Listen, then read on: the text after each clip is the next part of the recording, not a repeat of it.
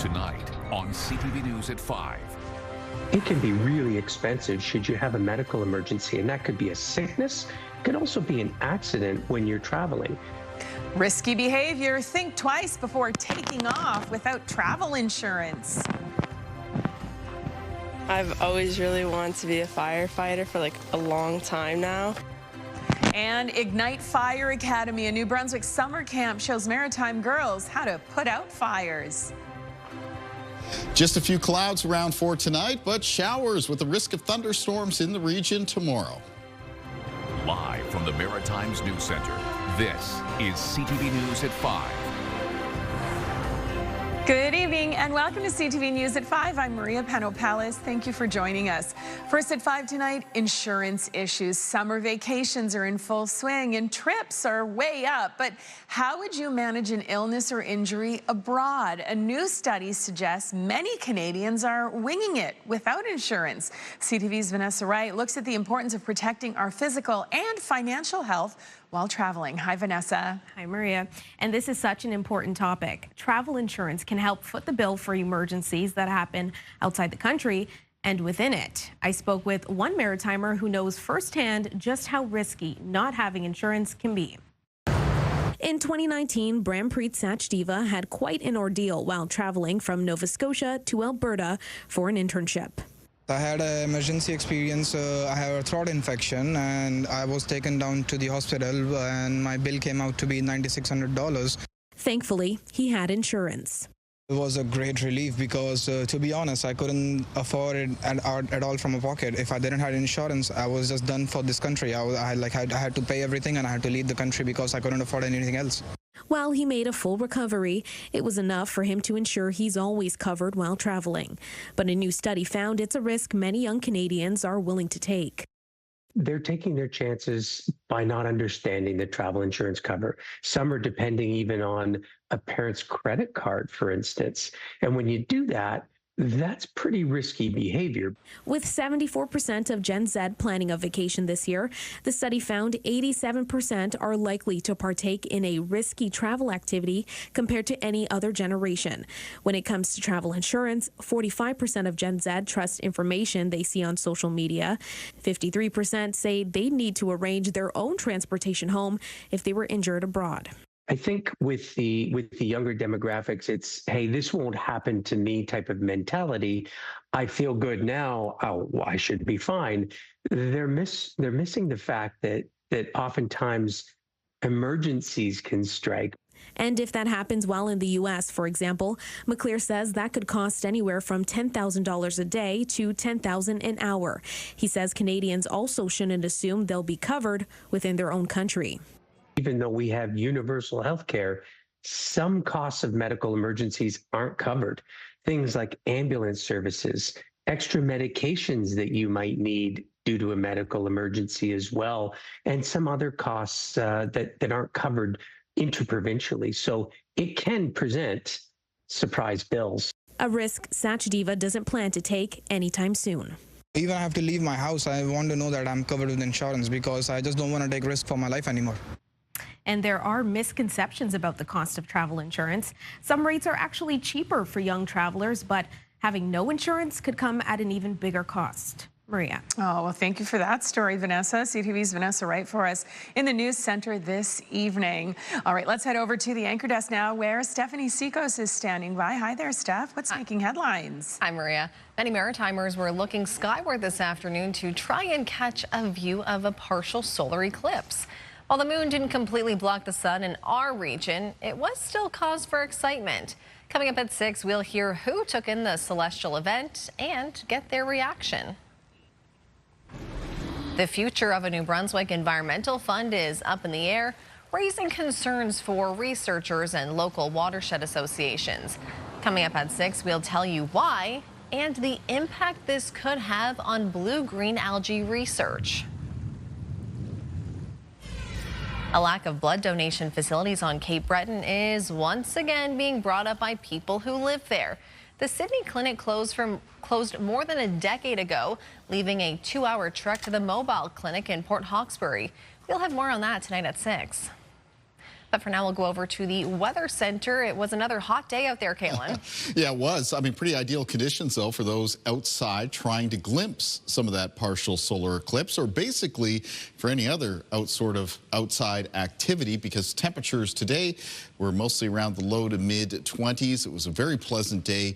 Humidity levels were down compared to much of the last several days. So with the humidex, it was only feeling in most cases a couple degrees warmer than the actual temperatures. And those dew point temperatures, which is a measure of moisture in the air, are mostly in the low to mid-teens, which for many people is a pretty comfortable level during the summer months. As we take a look at the winds in and around the region, a little bit variable in direction, just a bit of a breeze around. They're being sustained between about 10 and 20 kilometers per hour. We're getting a few gusts reported up between 30 and 40 kilometers per hour. Gust at 39 right now, close to Bathurst, and 35 at Charlottetown, 33 at Port Hawkesbury. Over on radar and satellite. So lots of sunshine for today, but we did see some cloud cover develop through the afternoon for parts of New Brunswick. And with that cloud cover still, early this evening, there's a low chance of a couple of showers. Spotty showers possible in the southwest of the province, up around the northwest, including a low chance for Edmundston and Grand Falls, and up close to the Acadian Peninsula as well. Any showers that do pop up here over the next couple of hours will be coming to an end as we make our way through this evening. Coming up in the forecast for tomorrow, though, a trough of low pressure is making its way in from the west, and that's going to be bringing in some unsettled conditions, a higher chance of some showers and a few thunderstorms in parts of the region. So I will have more on that forecast when I'm back a little bit later on. Maria. Thank you very much, Kaylin. We'll see you a little later on. Right now, though, the Nova Scotia hosts the 2026 Minor Box Lacrosse National Championships. CTV's Jim Quammen takes us to Cole Harbour Place, where last night 40 teams and hundreds of athletes kicked off the 5-day tournament. So this is where all 40 teams participating this week came, and we celebrated the Indigenous roots of the game, as well as had some dignitaries speak, open the tournament. There are over 100 games being played this week across 2 venues within the HRM. We have players from across the country, so we've got teams represented from BC all the way to PEI, and we also have First Nations Lacrosse Association here. We have over 800 athletes across those 40 teams and about 200 team staff as well supporting these athletes. You got every single team competing here. It means a lot. I mean, you got people from all over the country, east, west, so I mean, it means a lot. Like, this is the top of the top. I mean, I think it's pretty awesome because we all play club. At least I think all of us do. So we all play against each other during the season, and then we get to all come together on a team. So that's a lot of fun, and it's really fun to represent our province, especially with our whole country, you know. So that's a lot of fun, and we came a long way, so that's good. What really excites me is being a part of such a great culture, and the team is so great this year. I'm just so excited to try and win gold and have such a good effort this tournament. I think one of the highlights of this tournament is you just get to play with people from across the country. You know, people you don't normally get to play against. You're seeing new teams. It's the same provinces, but, you know, different athletes every year. Every year is a different year. Oh, amazing event. Have fun, everybody.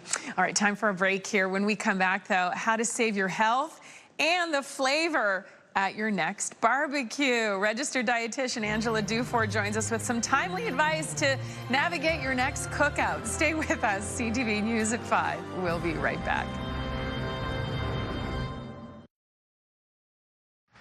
Welcome back. So it is hard enough to make healthy choices, but at a barbecue or a summer gathering, and it's even tougher. So how do you navigate your next cookout without overdoing it? My friend, registered dietitian Angela Dufour joins us with some simple strategies. So good to see you. You too. It's been a long time. It has been. The News at 5. Well, we're very happy to have you back. And tonight you've come with some very timely tips. Yeah. Why is it so hard? Like, there's so many good choices out there. I know. Well, and you know what? Everybody comes with their own dish, right? So I think that's probably one of the first tips I always like to say is bring your own dish. Ooh. Bring your own dish that's a little bit, maybe a little bit more healthy, have some veggies in there, or it can swap some ingredients to make it, again, a bit more with a nutritional punch than some of the other traditional barbecue fare. Okay, well, speaking of traditional barbecue fare, I see some burgers here. Okay, who can resist a burger? I know, right? I mean, packed with good nutrients. Yeah. B12, zinc, iron. So absolutely, burgers are okay. It's what goes on them. Condiments, right? And but how can we build a better burger? Yeah. Toppings. I always say, beautiful toppings. Right? Think veggies first. We never thought we could do something with beets, right? Obviously greens. But what can actually go in the burger? Can we add some bulgur, some beans and lentils? Beef up your burger. Beef up your burger, right? I've got pureed prunes in here. It's going to boost the fiber. It's going to give you some additional nutrients, and it's going to make the beef go a little bit farther too. Okay. So again, easy what you put on it. That's the case always, isn't it? Yeah, absolutely. So mustards are pretty easy. You know, again, they don't pack all those extra calories and fat. Tzatziki and salsa. Oh, yeah. Easy toppings. And delicious. And delicious. And it doesn't come packed with some of the sodium and the fat that some of your other traditional toppings do. Potato salad. Yes. Barbecue staple. A tradition, but sometimes loaded with, like, fat and bad things, hey? Right. Yeah. Especially if it's store-bought. I mean, again, easy, but if you take an extra 15 minutes to make your own and actually use Greek yogurt can substitute for so many things. Good fats, healthy fats, add some avocado. Again, you're gonna, beef up the protein, get a little bit more added nutrients, and save sometimes about up to half the calories and fat from your traditional gathering barbecue. And you'll feel full and satisfied. That's the thing. You don't want to feel like you're forsaking yourself, Absolutely. right? But you still want to enjoy dessert. So I always bring a dessert, and they always say, Angela, what did you do different to this, right? It's, again, probably a little bit of healthier take, but you can grill fruit easy on the barbecue. It takes seconds, and again, you're getting a little bit better bang for your buck for nutrition. I can't go without saying, something to drink. Yes. Right? So even the non-alcoholic beverages can pack a ton of calories and sugar. So can you swap up half of your drinks for something like a sparkling water, fruit infused, and you can make so many different combinations with different fruit and herbs. So yeah, easy swaps. And herbs and spices and all of that. I can just smell the dill coming up at me here. And like all of these things add so much flavor. Can we have some of the bad stuff though too? Yes, absolutely. You know what? Summer's great. We don't get much, of good summertime weather, and absolutely don't beat yourself up. Enjoy the treats. Just be mindful of other ways you can kind of get a better nutritional pack in those traditional foods. Maybe keep portion size in mind as well, right? Absolutely. I say navigate the buffet table, pick your top, 1 to 2 choices that you want to have instead of a little bit of everything, and that will help as well. Oh, that's smart too. Yeah, because by the time you're at the end of the buffet, your plate's like overflowing. Absolutely. Yeah. Angela, always awesome advice. Nice to see you. Nice to see you Thanks for coming in. Angela, happy barbecuing. Yeah, happy barbecuing for sure. Angela Dufour, of course, is a registered dietitian. Here's Kaylin. Thank you, Maria. So we had a partial solar eclipse in the region today, and I received a number of images from a number of different techniques, including filters on cameras, some taken through welding glass, and some like this taken through solar telescopes. And this picture was sent in today by a friend of the show and professor at Dalhousie University, David Hoskin, who captured this at the peak of the partial eclipse for our region. With this eclipse, the path of totality, or the total eclipse, was over Spain and parts of Iceland and Greenland. Right after the break, I'll have more on the forecast.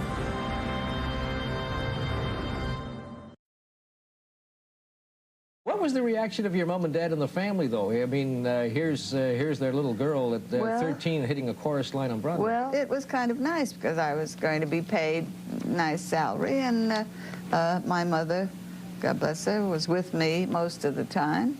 The show opened in We have uploaded a treat for Maritime movie buffs on our YouTube page. This is an interview with the region's first movie star, Ruby Keeler. The Dartmouth native was a massive song and dance star on Broadway and in the movies in the 1930s and 40s. In 1981, ATV's Dave Wright sat down with Ruby for a fascinating and wide-ranging interview about her career, the legends she worked with, and her early days in Dartmouth. You can watch the entire interview on the CTV Atlantic YouTube page. Wow, how cool is that? Lesser known perhaps for younger generations, Kaylin, but she was a bona fide Hollywood star. Outstanding. Nice to see Dave right there as well. Very cool. Yeah, that's really cool, and I didn't know that either. I'm going to take some time to watch that a little bit later on. Worth the watch, indeed. For sure.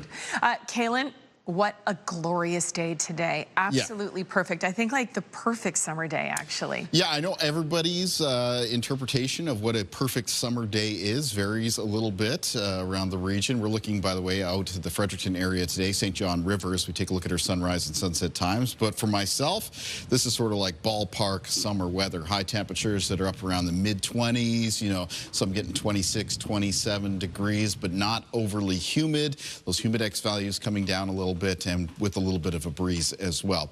On our weather systems map, though, we do have some changes coming in for tomorrow. There's a trough of low pressure off towards the west of us. That's going to be moving into place over the Maritimes on Thursday, and it brings a higher chance of some showers, and with those showers, a risk of some thunderstorms in the region. Now, speaking of showers, there are a couple spots in New Brunswick that could see a couple of showers for the first part of this evening, right around the Acadian Peninsula in New Brunswick, up around the northwest, including Edmundston, Grand Falls, and also a low chance of some showers in the southwestern corner of the province, Fredericton through St. John area, back towards Grand Manan, Campobello, and communities like St. Stephen and Macadam.